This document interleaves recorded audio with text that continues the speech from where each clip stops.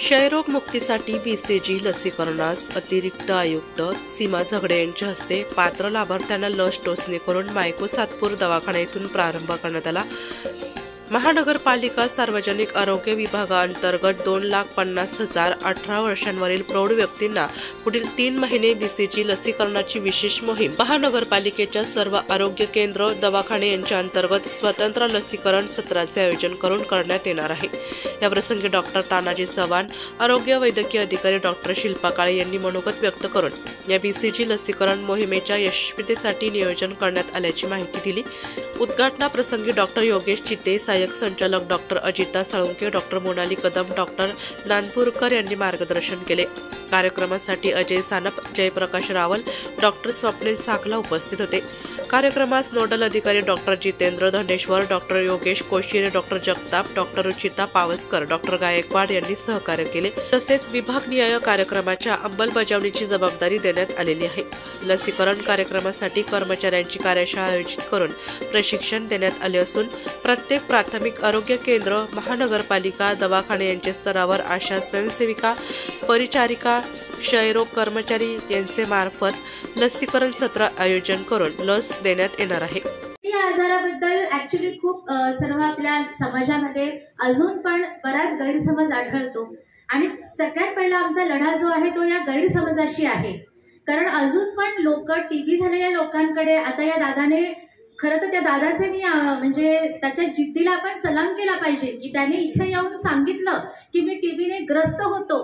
कारण लोक कबूल करायला सुद्धा घाबरतात की मला टीबी झालेला आहे, तरी त्याने मोठ्या निधड्या छातीने इथे येऊन सांगितलं आणि त्यातनं तो बरा झाला, त्याचे अनुभव कथन केले।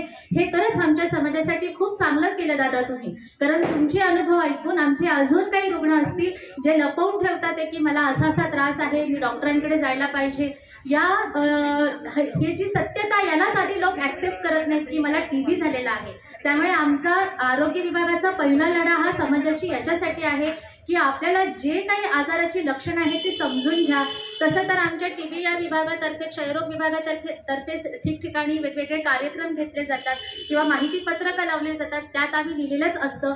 तरी पण तुम्ही आपल्या महानगरपालिकेच्या कुठल्याही दवाखान्यात येऊन चौकशी करू शकता क्षयरोगाचे काय लक्षणं आहेत, जसं भूक मंदावणे, ताप येणे, खोकला राहणे, त्यानंतर संध्याकाळच्या वेळेला येणारा ताप, अचानक कमी होणारं वजन, हे जे काही लक्षणं आहेत ही आढळली तर फक्त मेडिकल स्टोअरवर जाऊन तात्पुरतं खोकल्याचं औषध न घेता दवाखान्यामध्ये यायचं। त्यानंतर दवाखान्यात आल्यावरती आम्हाला दुसरा सामना करावा लागतो ते पेशंटला समजवण्यासाठी की दादा तुझे या काही तपासण्या आहेत त्या करणं गरजेचं आहे। कारण थुंकीची तपासणी म्हटली की अर्धे लोक त्या थुंकीच्या तपासणीपर्यंत जातच नाही।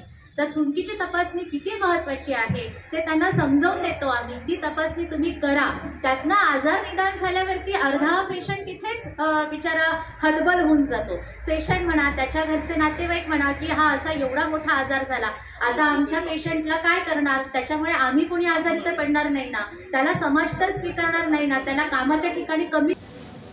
आज या राष्ट्रीय क्षयरोग निर्मूलन मोहिमेअंतर्गत प्रौढांना बीसीजी लस देण्याची ही जी मोहीम आहे ती हाती घेतलेली आहे। या कार्यक्रमाच्या निमित्त उपस्थित आमचे सर्व डॉक्टरांनी, या सगळ्याचा उद्देश असा आहे की नाशिक महानगरपालिकेतर्फे अनेक कार्यक्रम चालू असतात जे आपल्या शहराचं आरोग्य सुधारण्यासाठी, काही रोग संसर्गजन्य, असंसर्गजन्य, काही किचकट, चिवट असे टीबी सारखे रोग, या सगळ्यांचं निर्मूलन होऊन आपलं शहर हेल्दी आणि चांगलं व्हावं यासाठी आरोग्य विभाग, नाशिक महानगरपालिका आणि शासनाचा आरोग्य विभाग, त्याच जोडीला आपल्याला स्टेट टीबी ऑफिसचे अधिकारी यांचं सतत मार्गदर्शन मिळत असतं।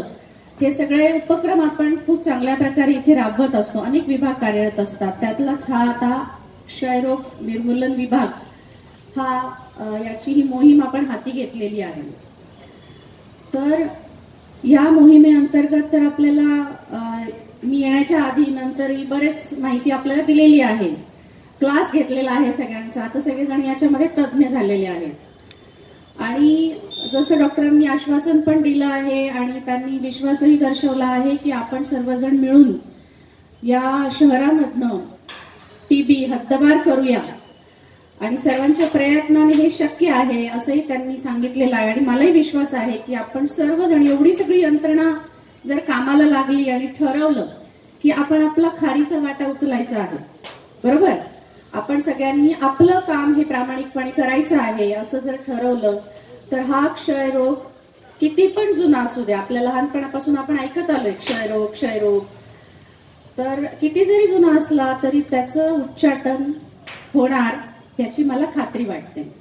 तर त्यासाठी अनेक मान्यवरांनी पुढाकार घेऊन आपल्याला चांगल्या प्रकारे मदत देण्याचे आश्वासन दिलंय. आणि झगडे मॅडम, त्याचबरोबर डायसवरील सगळे सन्माननीय प्रमुख पाहुणे आणि उपस्थित माझे सगळे आरोग्य कर्मचारी, खरं तर खूप चांगला उपक्रम नगरपालिका आरोग्य विभाग आपण राबवतोय आणि अपेक्षा नव्हती एवढा चांगला कार्यक्रम होईल.